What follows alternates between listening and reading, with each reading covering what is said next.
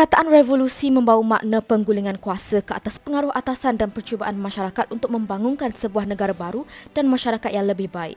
Sebelum tahun 1789, Perancis masih menerapkan sistem monarki absolut yang telah dilakukan sejak ratusan tahun sebelum terjadinya Revolusi Perancis, di mana pemerintahan Perancis berada di dalam tampuk pemerintahan yang lemah, di mana berlakunya ketidakadilan yang diberikan kepada masyarakat yang melibatkan golongan atasan dan juga bawahan. Revolusi ini berlaku kerana rakyat Perancis mahukan perubahan untuk menghapuskan struktur perceraian yang tidak adil, korupsi dalam kerajaan dan menghapuskan struktur masyarakat yang tidak adil.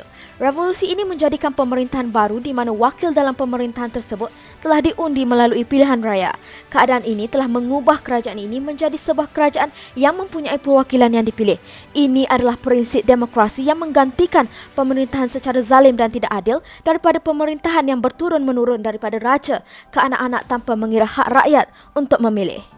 Revolusi Perancis terjadi apabila rakyat mula memberontak untuk menghapuskan sistem beraja atau dikenali sebagai sistem feudalism yang telah digantikan oleh sistem masyarakat terbuka atau dari masyarakat feudal kepada masyarakat Perancis moden. Selama 6 tahun pemerintahan beraja dan keistimewaan golongan bangsawan telah dapat dihapuskan dan sebuah negara baru diwujudkan. Revolusi ini juga telah berjaya menghapuskan keistimewaan golongan bangsawan dan revolusi ini juga telah membuka jalan kepada golongan hamba dan orang miskin untuk menuntut keadaan hidup yang lebih baik.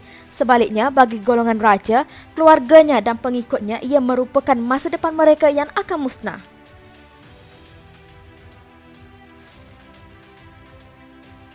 Antara faktor tercetusnya revolusi Perancis ialah kelemahan pentadbiran negara. Sistem pentadbiran yang lemah telah menyebabkan golongan pederi yang mengauk keuntungan untuk kepentingan diri mereka sendiri. Mereka telah memaksa petani untuk bekerja tanpa upah dan mengenakan cukai yang terlampau sesuka hati. Golongan pederi dan para pembesar telah mengambil kesempatan di atas kelemahan raja pada ketika itu, iaitu Raja Louis dan isterinya. Kehidupan mereka yang boros dan tidak menjaga kepentingan serta kebajikan rakyat telah menyebabkan rakyat Perancis berasa semakin tertekan. Majlis Perhimpunan iaitu Parlimen Perancis telah tidak lama bersidang dan pemerintah memerintah secara sesuka hati mereka. Keluarga diraja hidup dengan kemewahan, namun rakyat menderita akibat tingginya cukai yang dikenakan. Seterusnya ialah kemunculan cendekiawan.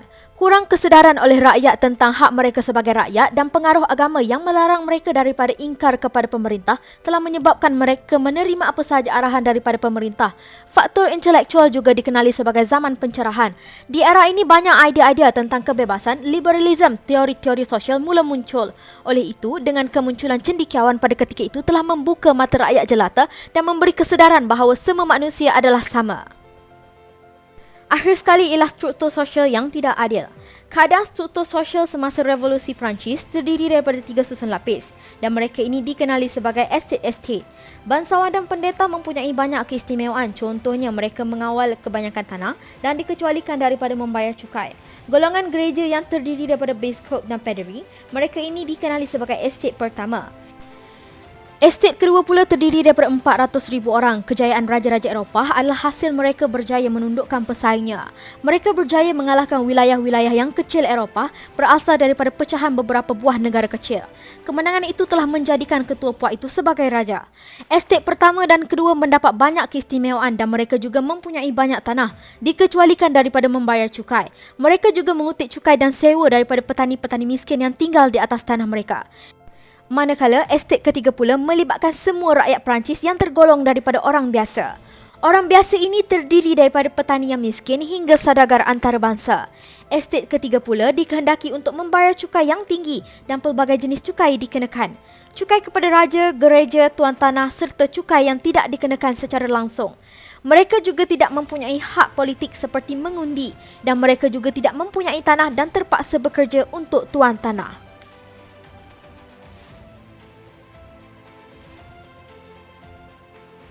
Pada abad ke-18, Perancis sering terlibat dalam perang melawan negara-negara lain seperti Jerman, Austria, Rusia dan Inggeris.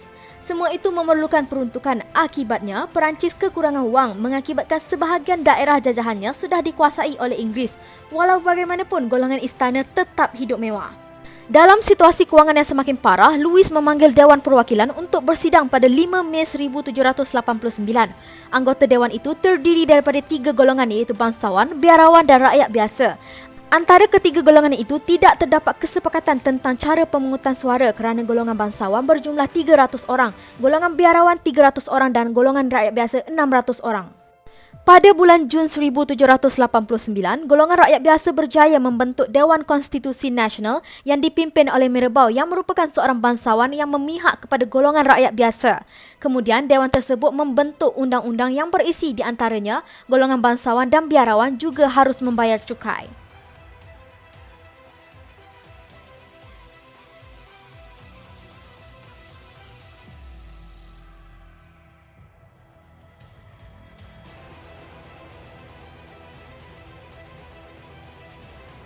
Sementara itu, tersebarlah desas-desus bahawa raja memerintahkan tentera untuk membubarkan dewan tersebut.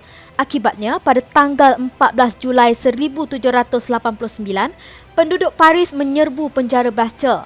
Serangan ke atas penjara yang dianggap sebagai lambang absolutisme itu merupakan peristiwa awal Revolusi Perancis. Rakyat Perancis mengumandangkan atau melaungkan semboyan yang mengatakan kebebasan, persamaan dan persaudaraan.